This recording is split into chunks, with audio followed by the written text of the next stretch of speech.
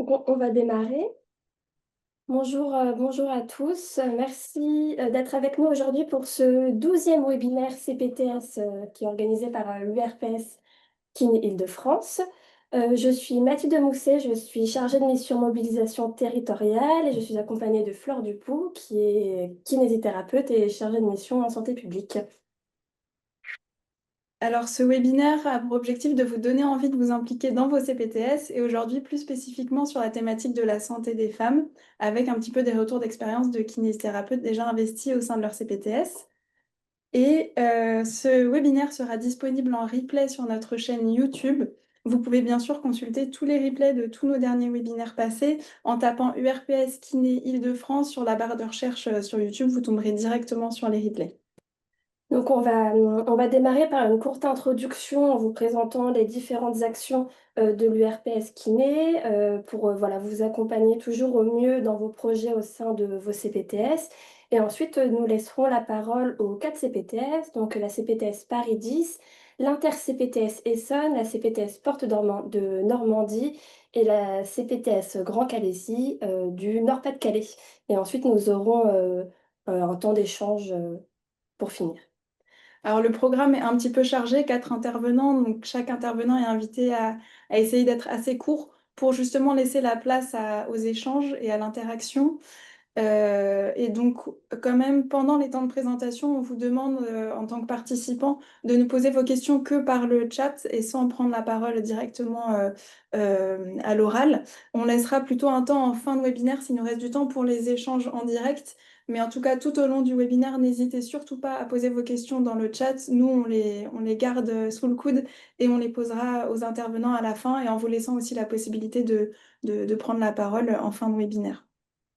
Et donc, pour présenter nos actions, pour ceux qui ne le savent pas, l'URPS a pour mission de représenter et d'accompagner les kinés libéraux, mais aussi de valoriser vos actions en santé publique. Et donc, c'est dans ce cadre qu'on organise chaque premier mardi du mois des webinaires CPTS thématiques pour permettre toujours aux kinés d'échanger sur vos projets concrets, sur vos idées de projets à mettre en place toujours en lien avec vos CPTS de votre territoire. Si vous avez des questions sur l'URPS, n'hésitez pas aussi à les poser sur le chat, on prendra le temps aussi d'y répondre. Et si vous pouvez aussi consulter notre site internet qui est assez fourni. Mais sinon, pour spécifiquement notre mission projet CPTS, on a un document qui récapitule un petit peu tous les webinaires avec un résumé de chaque webinaire passé, si vous n'avez pas le temps de regarder tous les replays. Donc il y a une synthèse de chaque webinaire avec aussi des petits extraits, des petites capsules vidéo, des moments clés. Donc tout ça aussi est disponible. Et on a aussi un groupe WhatsApp entre adhérents pour que vous puissiez partager vos idées ou avoir des conseils. On est à peu près 80 kinés en Île-de-France sur ce groupe, donc n'hésitez pas à vous inscrire, c'est pas trop tard. Et si vous ne savez pas à quel CPTS vous pouvez appartenir, vous pouvez scanner le QR code sur votre droite, le dernier QR code, et on pourra vous répondre avec les contacts des CPTS en fonction de votre lieu d'exercice. On peut mettre la slide suivante. Donc simplement pour nos petites actualités au sein de l'URPS, on organise bientôt le prix Irénée. Il est encore temps, si vous connaissez des étudiants, il est encore temps pour eux de déposer leur mémoire pour participer au prix. Il est encore temps aussi de se positionner en tant que relecteur de mémoire et pour un petit peu nous aider à sélectionner. Il y a pas mal de relecteurs déjà, hein, mais il est toujours temps. Et donc, on organise le prix Irénée. La deadline pour le dépôt des mémoires, c'est ce vendredi. Et ensuite, la remise des prix aura lieu au mois d'octobre. Sinon, d'ailleurs, dans le cadre de ce prix Irénée, on a une étudiante qui a été lauréate l'année dernière, qui a gagné. Notamment, elle avait fait, dans le cadre de son mémoire, un flyer sur la prise en charge de l'endométriose par les kinésithérapeutes. Et donc, si vous suivez le QR code ou si vous allez consulter notre site internet dans la section prévention, vous allez pouvoir accéder à ce flyer qu'elle avait fait. Donc, c'était un dépliant recto-verso à destination des kinés pour faire un peu un récapitulatif du sujet de l'endométriose. Et elle avait aussi publié un complément d'une dizaine de pages où là, elle rentrait un peu plus dans le détail des différents moyens à disposition des kinés pour prendre en charge, accompagner les patientes, atteintes d'endométriose. Donc c'est très intéressant et c'est, accessible librement, gratuitement pour tous ceux qui le souhaitent et qui souhaitent en savoir plus. Et toujours dans nos actualités, donc en plus du prix Irénée, il y a les semaines de l'interprofessionnalité qui arrivent, qui sont organisées par l'AIUF, qui est une autre association auquel l'URPS fait membre, lui pour lequel l'URPS est membre. C'est, début octobre. Il y a plein de webinaires qui seront très intéressants aussi en interprofessionnalité, cette fois-ci, kiné et autres professions de santé. Donc n'hésitez pas à regarder un petit peu le programme et à vous inscrire, ça sera super intéressant. Oui, et il y a d'ailleurs un webinaire sur les troubles de l'esthétique pelvienne le 8 octobre de 12h30 à 13h45. On peut démarrer avec la CPTS Paris 10, Lily Vergier et Nora, si vous êtes connectés. On peut vous laisser la parole. On est là. On est là. Merci. Est-ce que je partage mon écran? Je peux pas. On a Ah la voilà, présentation. c'est vous qui l'avez, c'est parfait. Donc bonjour déjà, merci pour cette invitation. Moi je suis Lily Vergier, je coordonne la CPTS et je suis accompagnée de Nora, que je peux te laisser te présenter rapidement. Voilà. Nora prendra la parole pour présenter le projet plus en détail après. Donc, un petit point sur notre CPTS en introduction. Donc c'est la slide suivante. Donc je vais pas revenir sur ce qu'est une CPTS puisque je pense que c'est quelque chose que vous connaissez aujourd'hui si vous êtes connectés, mais c'est vraiment l'esprit d'une communauté qui va regrouper tous les acteurs et actrices de santé. Donc sur le 10e, on a une ouverture très large avec un gros noyau évidemment de professionnels de santé, mais aussi des acteurs du médico-social, du social, des acteurs de la promotion de la santé et puis également une volonté de faire participer les usagers et usagères avec cette idée toujours de mieux coordonner, de développer la communication entre toutes les parties prenantes d'un parcours de santé. Notre CPTS, c'est une taille 3, donc 3 sur 4, c'est déjà une CPTS assez importante et on couvre quasiment 90 000 habitants, donc c'est un territoire qui est petit mais qui est très dense. Et en quelques dates clés, on s'est créé en 2019. On a créé l'association CPTS Paris 10 avec des groupes de travail collectifs, donc au départ entièrement bénévoles, de professionnels qui sont vraiment impliqués pour écrire un projet de santé. Il y a eu un délai assez long ensuite puisque les premiers confinements, deuxième confinement et puis thématique Covid un peu trop présente ont décalé et on a officiellement validé notre projet de santé en 2021. Et dans la foulée, l'embauche de la première salariée, donc moi sur le poste de coordination, il y a aujourd'hui 4 ans. Donc ça fait 4 années pleines qu'on déploie nos projets. En 2022, on a embauché une deuxième salariée sur un poste d'infirmière de parcours et puis là, en 2025, très exactement hier, nous avons finalisé le recrutement de l'équipe avec une embauche d'un médiateur en santé. Donc c'était une volonté d'avoir un projet de santé qui se déploie avec l'appui de 3 postes très différents et très complémentaires sur le 10e. Voilà.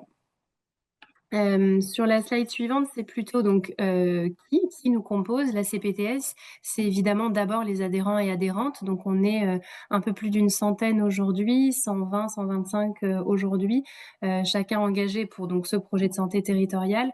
Donc quand j'ai fait le PowerPoint, on était 118 avec donc 23 structures et 95 professionnels individuels de nature très variée. Donc on a un gros pool quand même de médecins généralistes, libéraux et salariés, mais aussi beaucoup d'adhésions de pharmaciens, d'infirmiers, infirmières, de kinés et d'orthophonistes. C'est un peu les professions les plus représentées dans notre CPTS. Et notamment, donc c'est ce que j'indique en jaune, 17 kinés, ce qui est assez important puisque c'est 18% des adhérents individuels qui sont kinés. Donc on voit quand même un engagement assez fort de cette profession dans notre CPTS. Et puis la CPTS, c'est donc une équipe salariée dont je vous parlais qui soutient les membres adhérents qui souhaitent déployer des projets. Donc une coordinatrice, une infirmière facilitatrice de parcours et un médiateur en santé. On est tous les trois à temps plein au service de notre projet de santé. La CPTS, donc pourquoi faire ici, ce sont nos 6 missions, donc les 6 grandes missions que travaillent toutes les CPTS.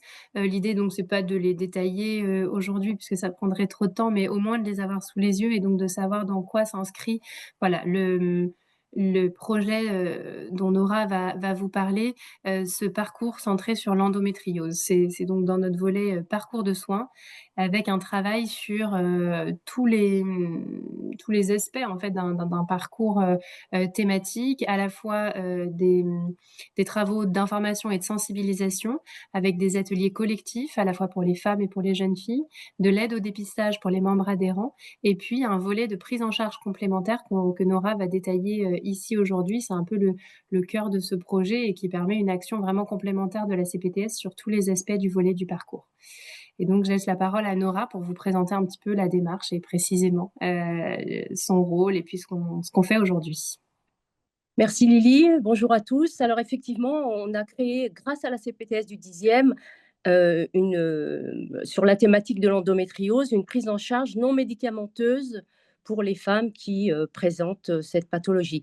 Alors c'est vraiment grâce à la CPTS qu'on a pu créer ces ateliers, parce qu'en fait, toute l'organisation, toute la communication, tout ce qui, en fait, dans un cabinet prend beaucoup, beaucoup de temps et chronophage a été fait par la CPTS. Du coup, ce qu'on a fait avec donc, Véronique Jameron, qui est un des médecins avec qui on a créé cet atelier, plus Delphine Lemonnier, qui est infirmière sophrologue, on a pu se consacrer vraiment à la création de ces ateliers qui ont aujourd'hui beaucoup de succès. Vraiment, on a beaucoup de retours de satisfaction des femmes qui participent et ça a permis vraiment à beaucoup de femmes d'avoir une alternative au traitement médicamenteux. Ça ne veut pas dire qu'elles n'en ont pas parfois besoin, mais pour toutes celles qui sont un peu réfractaires ou qui ne veulent pas tout de suite commencer par les traitements médicamenteux, c'était une opportunité de tester d'autres techniques. Donc là, entre autres, l'hypnose, la sophro et la kinésithérapie. Pour moi, ces ateliers, ça a été vraiment quelque chose de formidable. Ça m'a permis de sortir du cabinet, de la routine de cabinet, en faisant quelque chose que j'aimais, c'est-à-dire m'intéresser à la santé des femmes et de créer ces ateliers avec un médecin et une infirmière. Donc la CPTS pour nous était vraiment le moyen d'y arriver, parce que on en discutait avec donc ce petit groupe. Et on voulait créer quelque chose qui soit un plus par rapport à ce qu'on trouve partout ailleurs. Et ça, c'est grâce à la CPTS du 10e. Donc, j'incite vraiment les kinés qui ont envie de monter des projets, de se rapprocher de leur CPTS, parce que tout ce qui est difficile dans la création d'un projet, c'est la CPTS qui l'a pris en charge. Nous, on s'est consacré sur le corps de notre métier et c'est ce qui a permis de créer ces ateliers.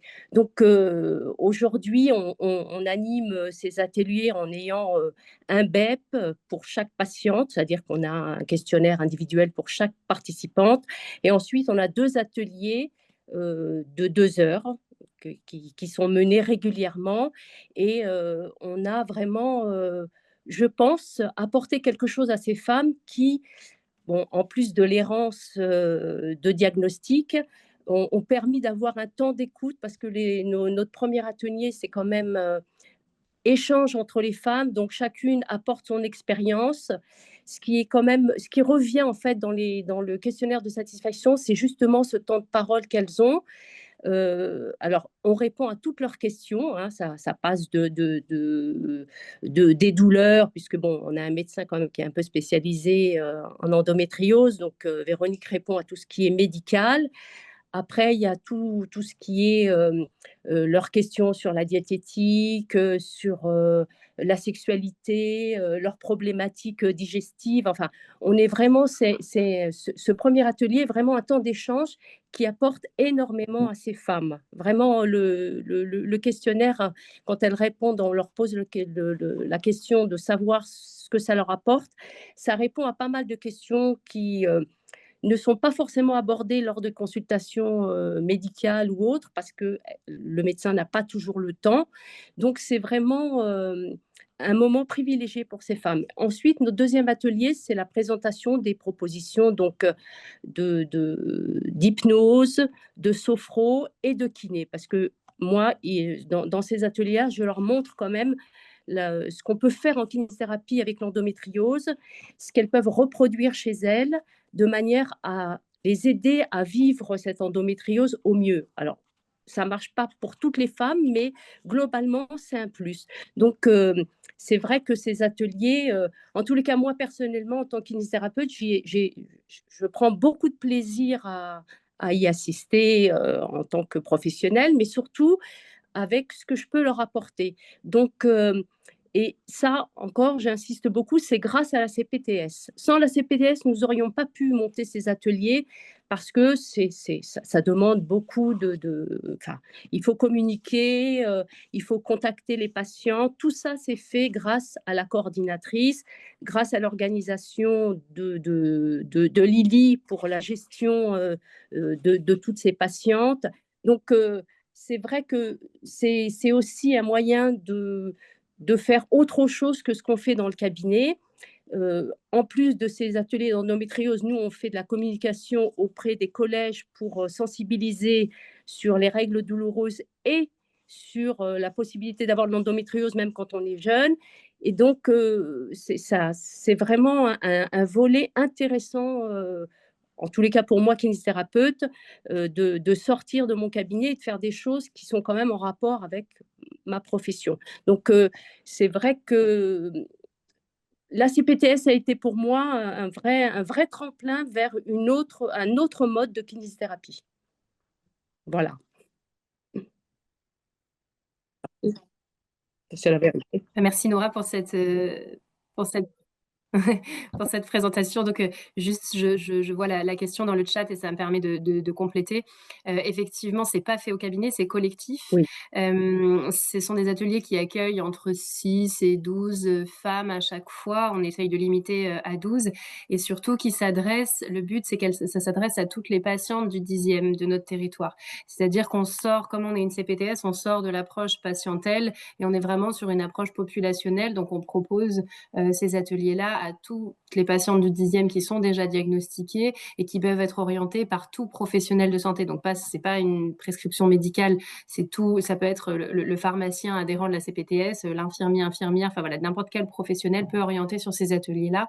Et ça, c'est un intérêt de la CPTS. Et donc la slide suivante, c'était un peu en conclusion, mais en fait Nora en a dit beaucoup sur quel est l'intérêt de faire ce type de projet en CPTS plutôt que de le faire seul, puisqu'en soi, ce sont donc 3 personnes libérales qui se sont organisées et qui ont beaucoup travaillé déjà au préalablement bénévolement entre elles. La CPTS, elle apporte déjà toutes ces rencontres, c'est-à-dire que l'opportunité de rencontrer d'autres professionnels, d'autres professions qui partagent les mêmes envies, les mêmes problématiques et les mêmes motivations à monter des projets. Donc le pas à côté des consultations, Nora, on a bien parlé, travailler en pluripro, ce soutien logistique et du budget matériel que l'équipe de la CPTS et l'association va apporter, la communication large et puis cet impact territorial. Donc c'est-à-dire qu'on sort aussi de ces patientes et on va rencontrer d'autres patientes, d'autres professionnels de proximité. Et après, il y a la question de la rémunération qui rejoint aussi donc une question qui est dans le chat, qui est très importante. Et là, donc, si vous le fonctionnement d'une CPTS, c'est aussi important normalement. Donc, on ne finance pas de soins. Une CPTS est vraiment une instance de coordination et on ne finance pas d'éducation thérapeutique en tant que telle puisque c'est du soin. En revanche, la CPTS, là où ça va être un appui financier fort, c'est qu'on va permettre aux professionnels de se rémunérer sur du temps de travail et des réunions de coordination et de préparation et de formation, qui est un temps immense qui est nécessaire pour avoir des ateliers qualitatifs. C'est-à-dire que pour que ces ateliers ils répondent vraiment à la demande, c'est des heures et des heures de préparation, même avec l'appui de l'équipe salariée, les professionnels s'engagent vraiment à des temps de travail assez longs et c'est là-dessus qu'on va les indemniser et c'est ça qui est assez fort et qui va faire que le projet est pérenne. Toutes les réunions de préparation et d'analyse de l'atelier, de questionnaire de satisfaction et d'analyse des réponses va être fait par la CPTS. Voilà sur cette question de la rémunération. Donc voilà, la dernière slide, c'est juste nos contacts si vous avez des questions, puisqu'on n'a pas beaucoup de temps aujourd'hui, mais des questions ultérieures sur ce projet. Donc moi, je suis coordinatrice. On a une collègue infirmière de parcours qui s'appelle Chloé et Nora, qui est donc kiné sur le 10e et administratrice et une des fondatrices aussi de la CPTS, donc très à même de répondre à des questions sur notre structure. Merci beaucoup à vous deux. Merci. Merci. Merci. On peut passer la parole à l'Inter-CPTS 91 avec Serge et Margot, si vous Donc, êtes... bonjour, effectivement, Bonjour. Margot Texera. Donc, moi, je suis chef de projet en santé au sein de l'Inter-CPTS 91 que je vous présenterai juste après. Je vais laisser Serge se présenter. Voilà. Donc, kinésithérapeute et donc vice-président de la CPTS Noé Santé, qui est l'une des CPTS de l'inter-CPTS. Tout à fait. Voilà. Bien la diapo suivante, s'il vous plaît. Donc, du coup, nous, l'Inter-CPTS 91, on est un regroupement de plusieurs CPTS. À ce jour, nous regroupons deux CPTS situés dans le nord-ouest de l'Essonne, que vous voyez dans le cercle rose sur la carte. Donc, il y a la CPTS Noé Santé, dont fait partie Serge, qui comprend notamment, pour ceux qui connaissent un peu le RERB, la gare de Massy. Enfin, pas que la gare, hein, la ville tout court, mais voilà. Massy, Igny et Saclay. Et la CPTS Val d'Yvette, qui comprend plutôt les grandes villes que sont Orsay, Gif ou encore Marcoussis. Donc, ce sont deux CPTS de taille 3. Et comme n'importe quel CPTS, donc nous, en tant qu'inter-CPTS, on travaille pour les projets en commun à ces deux CPTS, et il y en a beaucoup, il y a 90% de nos missions, ce sont des projets communs aux deux CPTS. Donc du coup, voilà, l'accès aux médecins traitants, on a mis en place des ETP en lien avec insuffisance cardiaque, la BPCO, maladie chronique. On fait beaucoup de déploiements sur le sport santé, des actions sur la santé de la femme que je vais vous présenter juste après, et beaucoup plus d'actions que ça. Pour ça, il faut venir chez nous.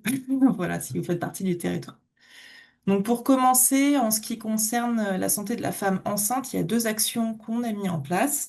Donc déjà, l'éducation thérapeutique du patient diabète gestationnel. Donc c'est un travail en binôme cette fois-ci qui concerne surtout les diététiciennes et les sages-femmes. Ça se fait à raison d'un atelier toutes les 2 semaines dans l'année. Donc c'est surtout pour l'instant déployé sur le territoire de Val d'Ivette, donc Orsay. Mais l'idée, c'est de pouvoir déployer ça sur d'autres, sur le territoire de Noé Santé.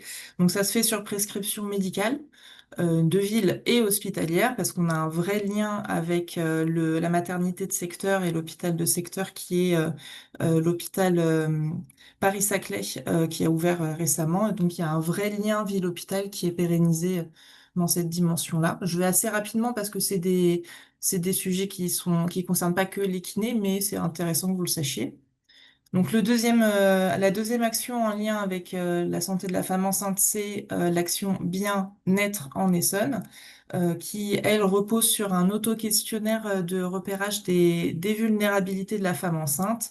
Donc ça passe par la dépression du postpartum, la précarité, les addictions. Donc à ce jour, c'est pour l'instant mis à disposition dans les cabinets de gynécologie obstétrique et de sage-femme, mais l'idée c'est de pouvoir déployer ça au niveau des interventions des autres professionnels, notamment paramédicaux, qui rencontrent aussi des femmes enceintes et qui seraient amenés effectivement à apporter leur expertise dans l'élaboration de cet auto-questionnaire.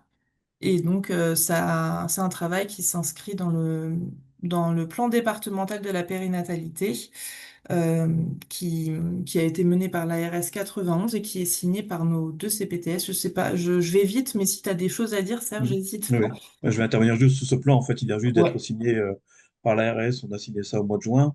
Donc, ça va être déployé pour effectivement on a travaillé beaucoup sur tout ce qui est périnatalité. Donc là, le rôle du kiné est important aussi, puisqu'on a encore de la rééducation périnéale et puis on les voit parfois avant leur accouchement. Donc, on a aussi une action importante là-dessus.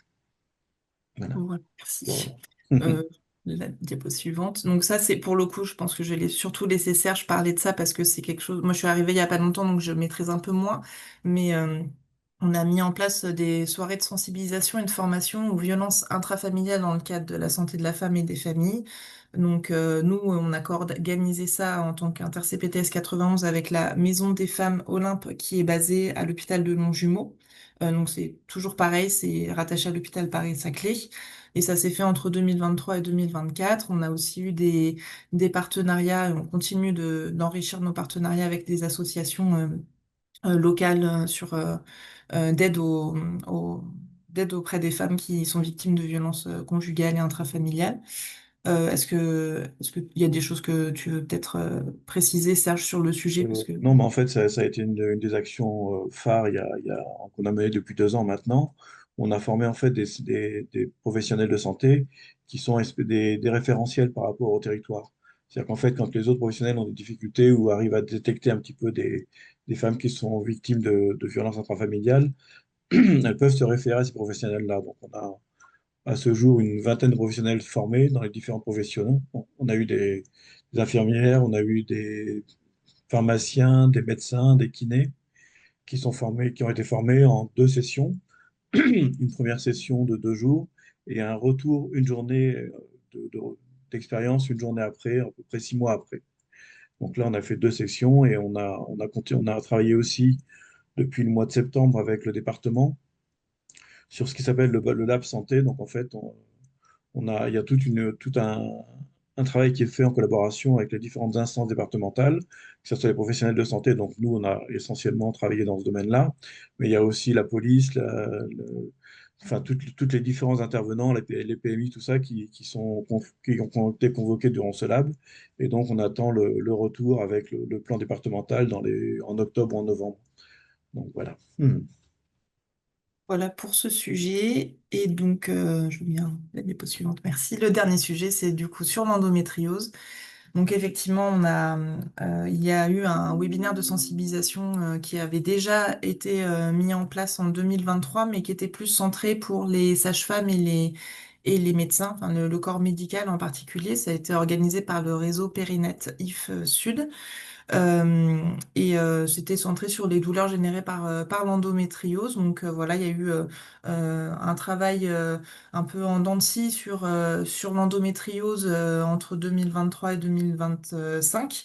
Mais là, cette fois-ci, l'idée, c'est de vraiment beaucoup plus déployer ce travail, étant donné qu'on a un projet de convention avec la filière Endo Sud Île-de-France et que l'hôpital Paris-Saclay, donc le GHNE, a ouvert un centre référent endométriose qui du coup peut intéresser absolument tous les professionnels de santé du territoire et pas uniquement les sages-femmes et les médecins. Je veux bien la diapo suivante, s'il vous plaît. Merci. Et donc, nous avons mis en place, nous mettons en place un webinaire de sensibilisation jeudi prochain sur l'endométriose. Donc, pareil, pour tous les professionnels de santé. Donc, ça va porter aussi bien sur les symptômes et le repérage de la pathologie, les examens radiologiques, la présentation de la filière et du centre référent dont j'ai parlé juste avant. Voilà, donc tous les professionnels sont invités à se connecter à ce webinaire s'ils le souhaitent. Et à l'issue de ce webinaire, l'idée, c'est de mettre en place des groupes de travail pluridisciplinaires pour renforcer le lien ville-hôpital et mettre en place des actions sur le territoire pluriprofessionnelles qui pourraient euh, euh, aider justement les patientes qui sont diagnostiquées d'endométriose ou en errance de diagnostic d'endométriose pour à la fois être dans cette pluridisciplinarité et en même temps un travail de lien fort à ville-hôpital. Donc, n'hésitez pas à vous inscrire à ce webinaire si vous le souhaitez. Et du coup, c'est la dernière diapo. Enfin, sauf si tu veux rajouter quelque chose, Serge. Non, mais en fait, sur l'endométriose, on est en début de travail là-dessus, puisqu'en fait, la filière a fait une conférence, une réunion là, en mois de juin aussi, il me semble. Donc, c'est vrai qu'entre les nouveaux praticiens qui se sont installés à l'hôpital donc de Saclay, le GHNE, et puis cette dynamique au niveau de la filière, ben, on est vraiment dans ce domaine-là. Et je pense que ça sera surtout développé à partir de 2026, puisque jusqu'à ce jour, c'était pas dans nos ACI, donc ça rentrait pas encore dans notre cœur de métier par rapport à la CPTS. Mais on anticipe un peu les actions dès maintenant. Voilà. Donc voilà, donc si ça vous intéresse, vous pouvez toujours nous contacter. Donc je vous ai mis les mails des deux coordinatrices des deux CPTS et mon mail à moi qui gère le projet. Euh, qui gère le projet. Et si vous faites partie du territoire, je vous invite à scanner le QR code juste ici, qui en fait est une enquête pour déterminer vos besoins au quotidien. Et ça nous permettra d'affiner notre annuaire, notamment sur vos spécificités, si vous faites du périnéal, du vestibulaire, d'autres choses. Comme ça, on saura comment vous adresser plus précisément. Et ça vous permettra aussi d'orienter mieux vos patientes et vos patients. Merci de votre attention. Merci. Merci beaucoup, Serge et Margot. On va laisser la parole à la CPTS de Normandie interviendra après, ou à moins que Gabriel soit disponible. Ouais, Gabriel est disponible. Il faut juste faire le partage d'écran D'accord, pour sa présentation. très bien. Oui, je suis disponible. Alors, je vous donne la main.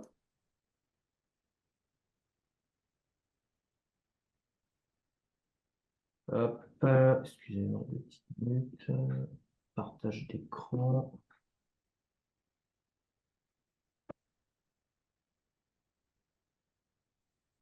Voilà, c'est bon, vous voyez?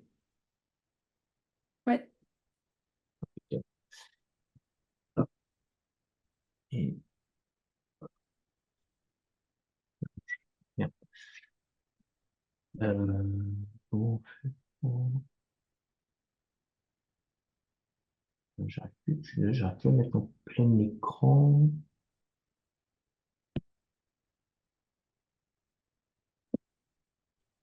J'arrive pas à mettre en mode plein écran, je suis désolé. Tant qu'on voit le contenu. Oui, Ah voilà. Donc je me présente rapidement parce que moi j'ai pas de coordinatrice qui m'accompagne aujourd'hui. Donc je suis Gabriel Benson, je suis sur Rosny-sur-Seine et je suis le référent kiné pour la CPTS Yvelines Nord.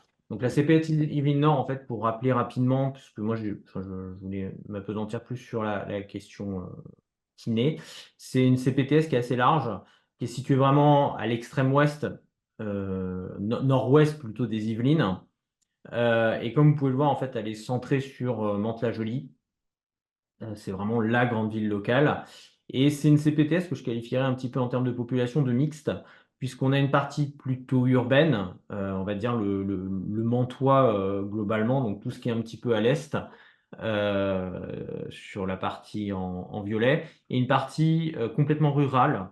On voit Bréval, Logne, Chauchon-les-Bonnières, Blarus, c'est vraiment des zones extrêmement rurales. Donc on a des problématiques de santé qui vont être assez variables.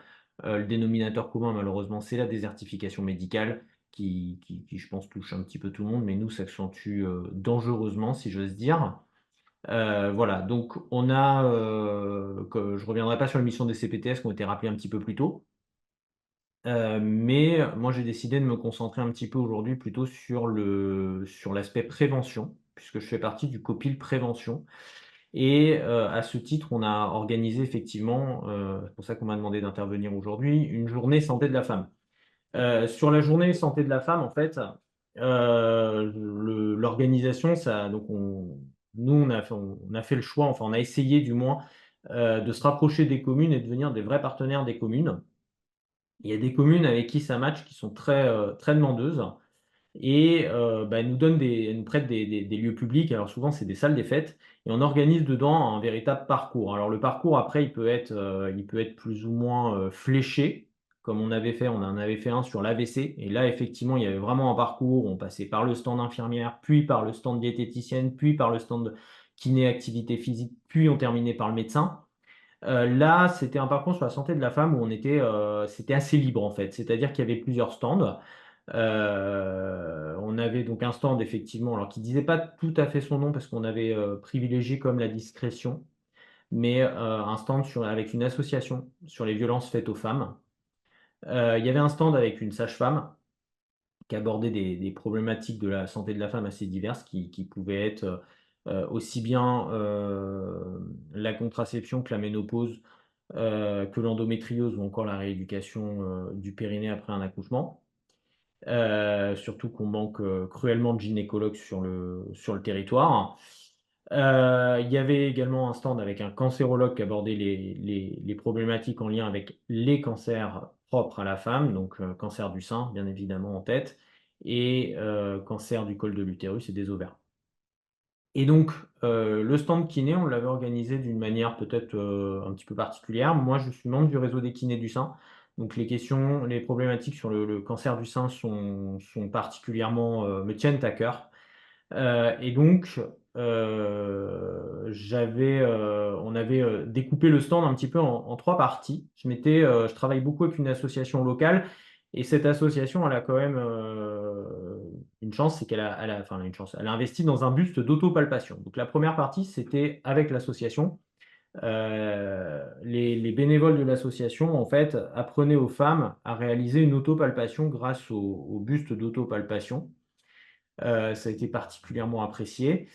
La deuxième partie, je faisais passer en fait, à ces femmes en fait un questionnaire d'activité physique pour leur expliquer qu'en fait l'activité physique, c'était aussi quand même, un des meilleurs moyens de prévention, quant à l'apparition du cancer du sein, en prévention primaire et secondaire d'ailleurs. Donc j'utilisais un questionnaire d'activité physique, c'était le Ritchie et Gagnon.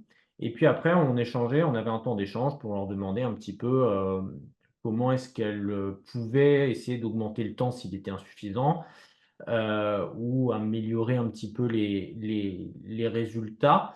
Et je mettais en parallèle les recommandations de l'Organisation mondiale de la santé sur l'activité physique pour un adulte alors de 18 à 65 ans et pour un adulte au-delà de 65 ans, donc plutôt un senior. Et la troisième partie, c'est que je leur expliquais un petit peu aussi que malheureusement, quand le cancer il était là, on pouvait remédier à de la kinésithérapie pour avoir un cancer du sein. Et l'interrogation que j'ai mise ici, vous avez dit kiné après cancer du sein. Je l'ai mis tel quel parce que c'est une remarque que j'ai dans ma pratique déjà, mais que j'ai beaucoup aussi sur des actions de prévention comme ça. Faire de la kiné quand on a eu un cancer du sein, ça paraît tout sauf une évidence pour beaucoup de monde et je trouve encore un petit peu trop de monde. Donc j'en ai profité en fait pour expliquer un petit peu ce qu'on faisait et que non, le kiné après la kinésithérapie après un cancer du sein, c'était pas forcément du drainage lymphatique. C'était pas forcément que quand on avait un gros bras. C'était aussi finalement pour restaurer la mobilité, la fonction d'épaule et aussi la force musculaire. C'était aussi pour travailler les cicatrices et préparer éventuellement un projet de reconstruction s'il n'y avait pas eu de reconstruction immédiate. Et c'était aussi un petit peu essayer de contrecarrer les effets secondaires de beaucoup de traitements, comme par exemple la radiothérapie. Bon, je ne rentrerai pas plus dans les détails, mais c'est vraiment expliquer à toutes ces femmes qui avaient nécessité à un moment donné d'avoir recours à un kiné, parce que là, je pense qu'il y a peut-être des endroits où c'est plus compliqué que d'autres, mais moi, je vois encore des femmes qui ont été opérées et qui me sont adressées 5 ans après.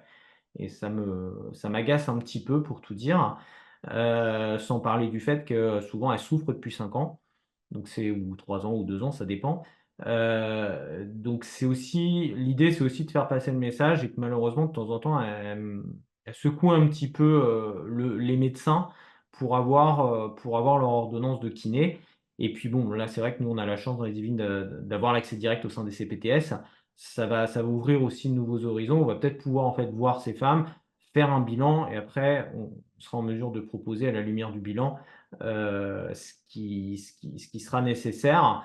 Mais faut-il encore qu'elles viennent vers nous et qu'elles soient au courant qu'on peut consulter un kiné après un cancer du sein, que c'est même largement souhaitable.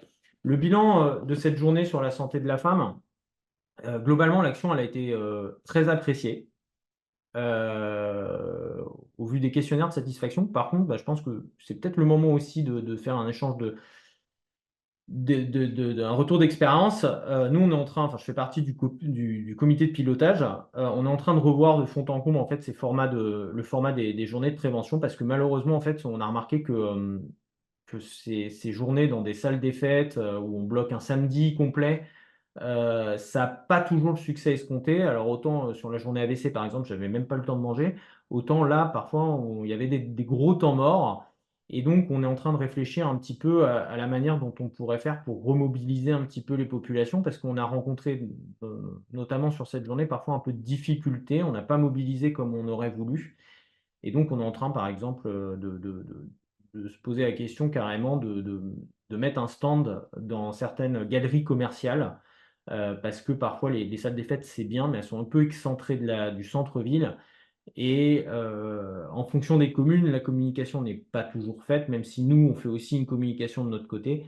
Voilà, il y a des choses quand même qu'on souhaite revoir et je pense qu'il faut, c'est une problématique qui touche peut-être pas que notre CPTS, même si encore une fois, c'est une CPTS qui est un peu excentrée, on n'est pas en plein cœur de Paris. Voilà, donc il y a aussi là-dessus, je pense que c'est important aussi de se poser des questions et de savoir aussi comment est-ce qu'on peut aller davantage mobiliser, en l'occurrence ici, les femmes en fonction de leur âge, en fonction de leur activité. Voilà. Terminé pour moi. Merci Gabriel. Merci beaucoup, Gabriel. On va passer à la CPTS suivante, la CPTS Grand Calaisis. Je propose Marie-Caroline et Dorothée qu'on passe très rapidement sur la présentation de vos CPTS pour vraiment vous concentrer sur votre parcours endométriose, si ça vous convient. Oui. Alors nous, là, c'est la CPTS Grand Calaisis, donc on n'est pas du tout vers Paris, hein. On est au nord de la France, sur Calais, dans le 62. Donc, j'ai rappelé la notion, vous pouvez passer. J'ai rappelé la notion de CPTS qui était une communauté professionnelle territoriale de santé, qui est un regroupement de professionnels de santé qui travaillent ensemble afin de coordonner le parcours du patient. On peut passer. Que le fait d'adhérer à une CPTS, c'est du volontariat, que tout investissement au sein de la CPTS était rémunéré par des vacations. Vous pouvez passer. Donc là, la présentation de notre parcours, c'est sur l'endométriose. Donc, en tant que professionnel de santé, nous sommes en première ligne pour orienter les patientes vers la filière la plus adaptée. C'est pourquoi nous avons plusieurs niveaux de prise en charge qui existent. Donc, nous, on a l'avantage d'avoir un lien à ville-hôpital très important. Et nous, on est, en tant que CPTS Grand Calaisis, niveau 1 de l'endométriose. Donc, en fait, vous êtes professionnel de santé, vous suspectez une endométriose ou il y a un souci avec les règles douloureuses. On a un questionnaire via le réseau OmniDoc qui est disponible pour tous les professionnels de santé et qui est gratuit. Ça permet de faciliter l'adressage, un remplissage de formulaires simples et en fait, à la suite de ce formulaire, il y a la réalisation d'une échographie ou non en fonction de l'avis de la sage-femme qui voit la patiente. Et ensuite, niveau 2, ça c'est quand vous êtes, c'est quand c'est l'hôpital qui prend en charge. Donc avec la clinique de la femme qui a été créée cette année au niveau du centre hospitalier de Calais, qui est là pour un diagnostic approfondi et une prise en charge de la douleur, d'autres examens complémentaires si nécessaire. Alors, sur le site OmniDoc, il y a des questions très simples, l'identification de la patiente, les antécédents médicaux, personnels et familiaux, le nombre d'enfants que la patiente a eu ou les noms de gestation, la contraception, les désirs d'enfant, le poids, le tabac, et tout ce qui est symptômes, donc dysménorrhée, dyspareunie, trouble des cycles, douleur à la miction ou à la défécation, douleur pelvienne et ou fossiliaque, vaginisme. En fait, on fait un questionnaire complet pour qu'on ait le plus de données possibles pour la sage-femme qui va réceptionner la demande. Donc, une fois que la demande a été réceptionnée, c'est la coordinatrice qui envoie les informations à la sage-femme et la sage-femme convoque la patiente pour une échographie. En fonction de l'échographie, il y a un IRM qui est fait pour un approfondissement et redirigé vers le niveau 2, qui est l'hôpital de Calais, pour une prise en charge complète. Je vous ai mis un petit, juste après, je vous ai mis on peut passer, je vous ai juste mis un petit arbre décisionnel pour savoir comment ça se passe. Donc très simple, le professionnel de santé remplit son questionnaire sur OmniDoc, la sage-femme traite le questionnaire et en fonction de l'échographie et du diagnostic posé, diagnostic entre guillemets, hein, c'est pas un médecin, donc diagnostic posé, la patiente sera envoyée vers l'hôpital de Calais ou vers un IRM avant de repartir vers l'hôpital. Et ensuite, j'ai mis que la prise en charge de l'endométriose, vous pouvez passer.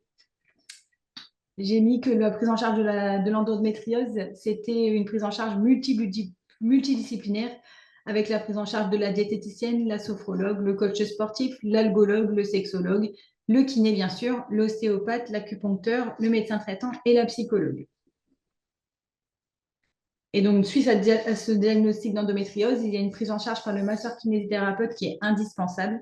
Et donc, du coup, je vais laisser la parole à Marie-Caroline Henry qui va vous présenter son cas.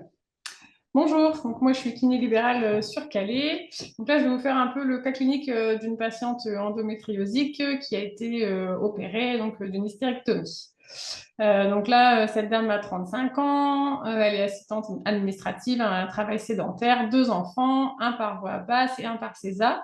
Et donc lors du bilan, on va demander les antécédents. Donc là, il y a l'endopelvienne profonde sévère diagnostiquée à 30 ans, plus l'intervention chirurgicale qui est donc du coup récente.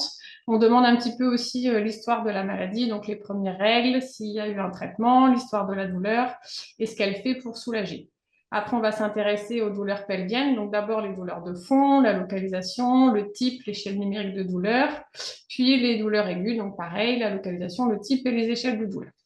On va s'intéresser aux dysuries, donc du coup douleur à la miction, s'il y a une poussée, une hyperactivité vésicale, l'impériosité, les infections, les fuites urinaires, etc.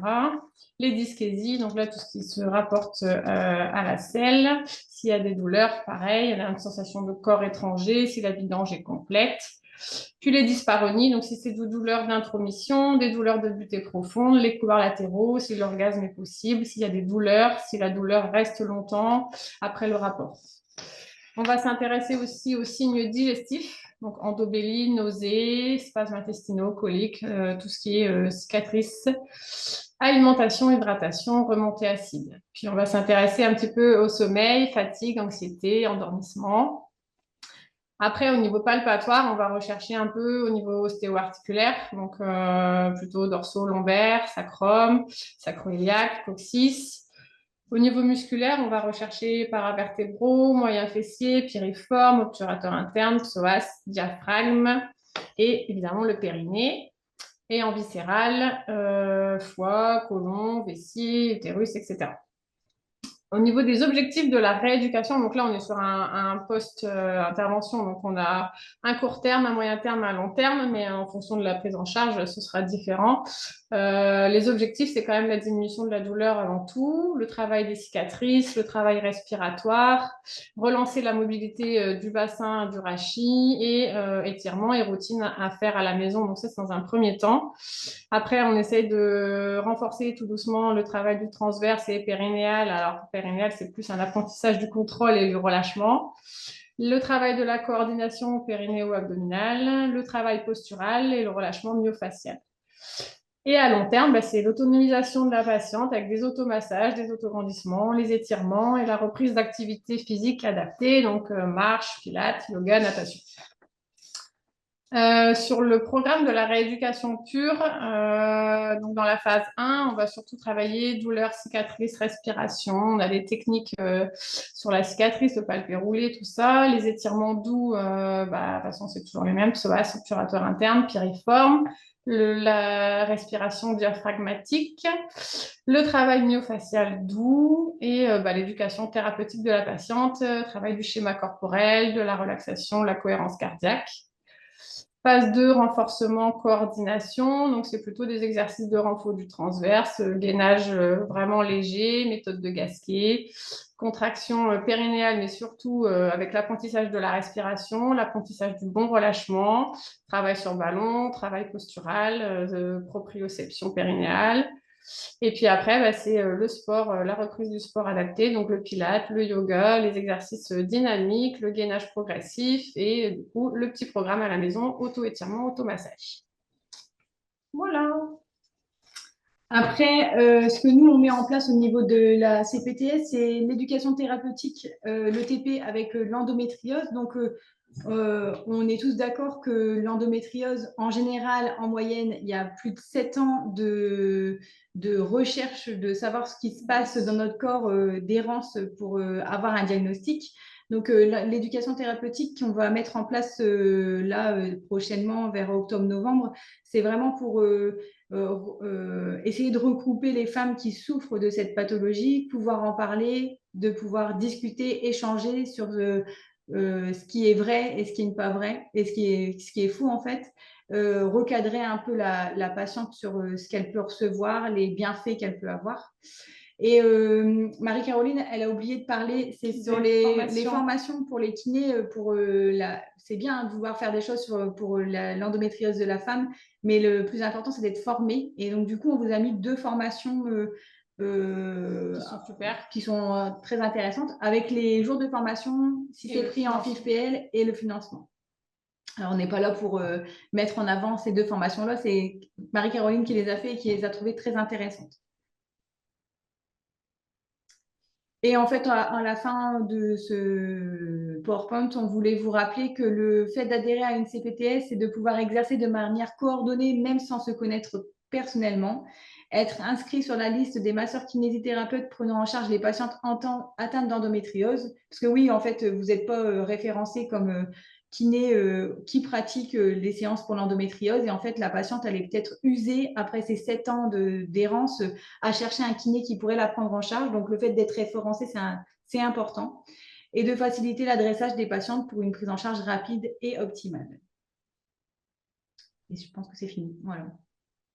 On a essayé d'aller très vite. Hein. Merci beaucoup. Merci beaucoup. Du coup, il nous reste un tout petit peu de temps. Si les participants ont des questions pour tous les intervenants, n'hésitez pas, c'est le moment de prendre la parole. Et j'en profite pour vous dire à l'oral aussi qu'une des participantes a partagé sur le chat tout un tas de ressources de sensibilisation, notamment aux fuites urinaires. Donc merci à Laure-Hélène Vidil, qui est coordinatrice de la CPTS de Neuilly-sur-Seine, de nous avoir partagé toutes ces fiches pratiques qui sont accessibles voilà, en cliquant sur les liens qu'elle a partagés. Donc n'hésitez pas aussi à les contacter si vous avez des informations sur ces documents qui sont très bien faits. Et voilà, n'hésitez pas à mettre vos questions sur le chat. Bien sûr, vous pourrez toujours nous renvoyer des questions après le webinaire si besoin, et nous, on peut les réorienter vers les bons intervenants et vous mettre en contact. Ça, il n'y a pas de souci. Et sinon, on va aussi vous présenter le ROR. Je ne sais pas si vous connaissez, c'est un annuaire qui permet, du coup, si vous avez une pratique spécifique en lien justement avec la santé de la femme, vous pouvez vraiment décrire votre activité sur cet annuaire pour pouvoir être retrouvé par d'autres professionnels qui souhaiteraient orienter leurs patientes. Ça peut être très utile. Donc, n'hésitez pas, il y a les liens pour s'inscrire, un petit tutoriel. Donc, c'est un répertoire, un annuaire public, contrairement à d'autres annuaires qui existent comme Doctolib. Donc, n'hésitez pas à utiliser le ROR, qui est encore sous-utilisé par les kinésithérapeutes libéraux, qui est plus diffusé depuis de nombreuses années dans les établissements hospitaliers, mais il est ouvert aux libéraux aussi. Et donc, sinon, nos prochaines dates de webinaire, donc le 7 octobre, on interviendra plutôt, on aura des intervenants sur les maladies cardiovasculaires. En novembre, ce sera sur la thématique du diabète. Et en décembre, pour clôturer cette année, ce sera sur la santé des soignants. Et si vous portez un de ces 3 projets, n'hésitez pas à nous contacter. Oui, n'hésitez pas à venir réintervenir sur ces thématiques-là pour partager avec vos consoeurs et confrères qui voudraient en savoir plus sur vos projets CPTS. Si vous voulez aussi profiter d'autres services qu'on a mis en place, on a un petit outil de partage de petites annonces sur notre site internet. N'hésitez pas à l'utiliser aussi, que ce soit pour rechercher des stagiaires, des confrères, consoeurs, collaborateurs, ou bien simplement de l'équipement que vous souhaitez mettre à disposition ou revendre.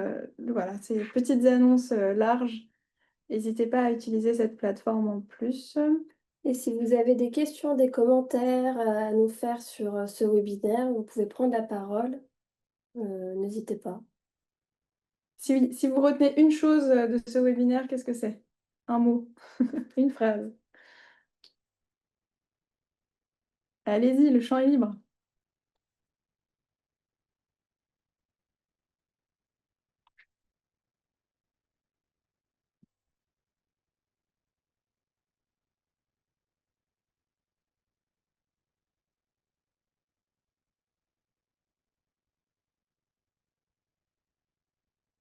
On espère que la rentrée se passe bien pour toutes et tous.